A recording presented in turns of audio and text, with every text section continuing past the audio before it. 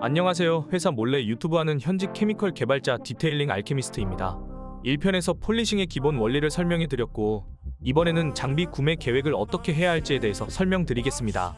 미리 말씀드리지만 모든 장비를 종류별로 가지고 있는 게 가장 좋습니다. 전문가분들은 그렇게 가지고 작업을 하시고요. 근데 그렇게 다 사면 우리 지갑이 울겠죠? 그래서 우리는 목적에 맞게 구매 계획을 잘 세우는 것이 중요합니다. 일단 폴리셔부터 알아볼게요. 폴리셔는 다양한 사이즈가 있지만 가장 노멀한 5인치 패드 크기의 기기를 중심으로 말씀드릴게요. 폴리셔의 사용 목적은 생각보다 다양합니다. 스크래치를 제거하는 원래의 목적의 유막 제거, 페인트 클렌저, 코팅제 도포 등 활용 범위가 넓죠. 그래서 일반 사용자들은 이러한 활용처를 다 감안하여 생각을 해봐야 합니다. 그리고 한 가지 더 아셔야 할 것이 있는데, 많은 분들이 폴리싱 하려면 어느 정도 장비를 구매해야 하냐고 물어보시더라고요. 근데 폴리싱이 안 되는 기기는 없습니다. 아무리 힘이 약해도 폴리셔가 별로여도 폴리싱은 됩니다. 다만 연마 속도가 느리다거나 밸런스가 안 좋아 떨림이 심해 손이 저리다던가 이런 차이가 있을 뿐이에요. 이 부분 꼭 참고하세요. 먼저 폴리셔의 대표적인 선택지를 먼저 말씀드리자면, 작동 방식은 다른 거 생각하지 마시고 듀얼로 고정하시고요. 플렉스, 마키다, 디월트, 루페스 등 전문가들이 사용하는 고가의 장비는 제외하고 말씀드리겠습니다. 사실 이 브랜드 제품들이 가장 좋기는 한데 너무 비싸거든요. 첫 번째는 이런 타입으로 생긴 저가형 제품입니다. 일단 장점은 매우 저렴하고 가볍습니다. 최근에 나오는 제품들은 크기에 비해 회전력도 상당히 좋아져서 스크래치 제거도 어느 정도 가능합니다. 배터리도 생각보다 오래가서 폴리싱은 물론 그 외의 작업을 하기에도 충분합니다. 저렴한 만큼 추가 배터리를 구비하기도 용이하죠. 단점은 힘이 약하다는 겁니다. 스크래치 제거 작업을 해보면 연마 속도가 체감상 유선 폴리셔의 절반에도 미치지 못하는 것 같아요. 그리고 떨림이 상당히 심합니다. 듀얼 폴리셔처럼 불규칙적으로 회전을 하는데 기계가 안 떨릴 수는 없지만, 고가의 제품은 이 떨림을 최소화하는 기술을 가지고 있으나 이런 저가형 폴리셔에 거기까지 바랄 수는 없습니다. 그래서 보통 패드의 두께를 두껍게 해서 떨림을 줄여주더라고요. 폴리싱 작업하는데 좀 떨리는 게 왜 문제지? 라고 하실 수도 있는데, 이 떨림이 굉장히 빠르다 보니 오랫동안 작업하면 생각보다 손이 많이 저립니다. 연마 속도도 느려서 오래 써야 하는데 떨림까지 심하다? 현실적으로 한 번에 많은 부위를 작업하기가 어려워요. 중국 업체 제품들은 거의 못 쓸 정도의 제품이 있을 수 있으니 국내 업체에서 판매하는 제품을 구매하는 걸 추천드립니다. 대표적으로 카테크와 벤딕트가 있습니다. 사실 따지고 보면 둘 다 중국산 제품이지만 적어도 국내 업체에서 검증을 했고 AS 대응도 하는 만큼 좀 더 비싸도 국내 업체 제품을 선택하시는 게 좋습니다. 두 번째는 배터리가 큰 타입의 무선 폴리셔입니다. 장점은 폴리싱 작업에 충분한 힘을 가지고 있다는 점입니다. 물론 유선보다는 약하지만 크기가 큰 만큼 더 힘이 좋고 떨림에 대한 밸런스도 어느 정도 잡힙니다. 아마 폴리싱에 입문하시는 분들이 가장 많이 선택하시는 종류가 될 것 같아요. 제가 사용하는 제품도 이 범위에 속합니다. 단점은 가격과 지속 시간입니다.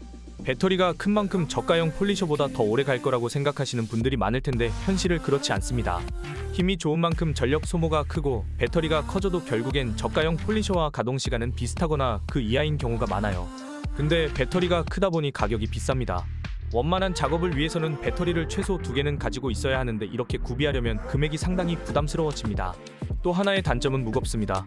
배터리가 큰 만큼 이 무게가 그대로 늘어나는데 장시간 작업을 하다 보면 팔이 생각보다 많이 아픕니다. 저가형 폴리셔의 대표 업체인 카테크와 벤딕트에서도 이런 형태의 제품을 판매하고 있습니다. 가격도 비슷하더라고요. 그리고 또 하나의 선택지가 알리익스프레스에서 구매할 수 있는 SPTA라는 중국 브랜드의 제품입니다. 중국산 안 좋은 거 아니야 라고 하실 수도 있겠지만, SPTA는 저렴한 가격에 좋은 품질로 중국 현지는 물론 우리나라를 포함한 해외에서도 많이 사용되는 브랜드입니다. 고가의 메이저 브랜드 제품에 비할 바는 아니지만 그래도 입문자용으로 선택하기에는 아주 좋은 브랜드입니다. 실제로 저도 시공자 교육을 할 때 이 브랜드의 제품 구매를 추천하고 현재까지는 모두 만족스럽게 사용 중입니다. 세 번째 선택지는 유선 폴리셔입니다. 장점은 역시 연마력입니다.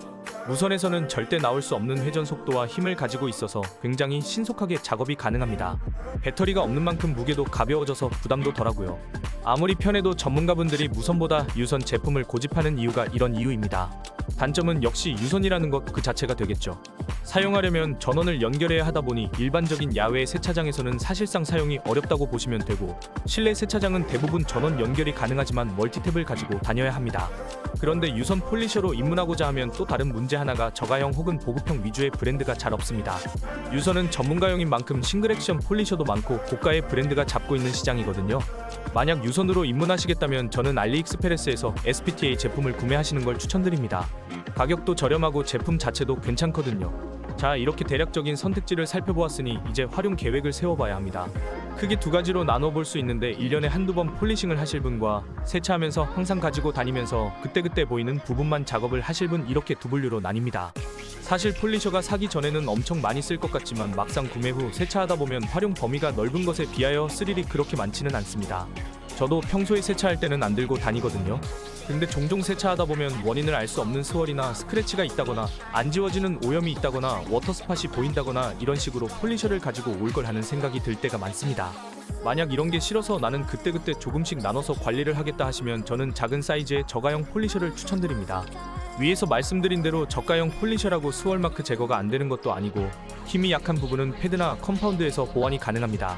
소형 폴리셔를 선택하신다면 따로 날 잡아서 전체 폴리싱하지 않고 세차할 때마다 들고 다니시면서 시간 날 때 한두 판씩 작업을 해주시면 됩니다. 아무리 힘이 약해도 한두 판 정도 작업하는 건 어렵지 않아요.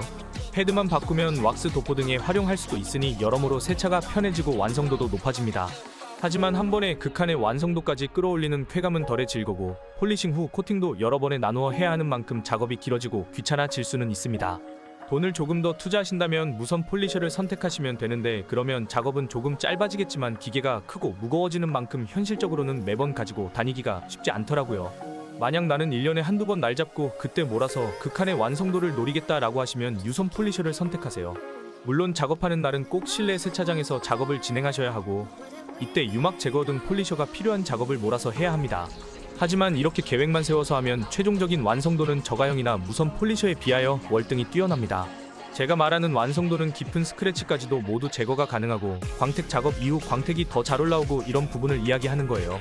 물론 말씀드린 대로 저가형 혹은 무선 타입도 시간을 투자하면 비슷한 수준까지 올라올 수는 있지만 경험상 무선으로 작업하면 아무래도 유선으로 작업했을 때보다 완성도는 조금 떨어집니다. 무선으로 작업할 때는 이 정도면 광이 다 올라온 것 같다 하고 멈췄는데 유선으로 해보면 더 좋아지는 경험이 몇 번 있거든요. 이렇게 1년에 한두 번 할 때도 무선 폴리셔로도 작업이 가능합니다.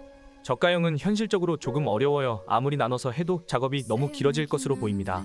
여기까지 생각해보면 의외로 무선 폴리셔가 어느 경우에도 가장 좋은 선택은 아니죠? 근데 반대로 생각해보면 무선 폴리셔만 있으면 어떤 형태의 작업이든 가능합니다. 그래서 보통 저는 폴리셔 선택 질문을 받으면 이제까지 설명드렸던 내용들을 토대로 이렇게 추천들 해드립니다.